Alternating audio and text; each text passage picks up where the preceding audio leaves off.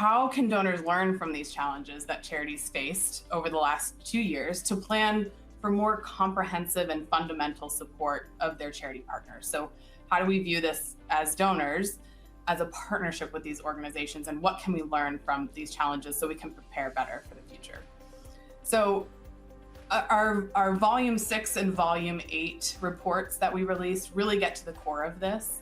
And the biggest lesson that donors need to learn is that there's a real need to put an emphasis on capacity building, funding reserves for charities, unrestricted funding, as Meredith was talking about earlier, which is a little bit more challenging internationally, but we of course have ways that we can manage that with our grantee partners.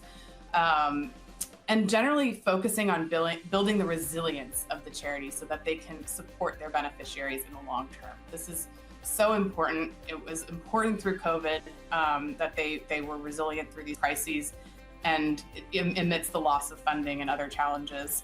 But it's really something that donors need to think about more for those longer term partnerships. The corporate social responsibility funding, which had seen an increasing trend in earlier years, has been going through a decreasing trend now.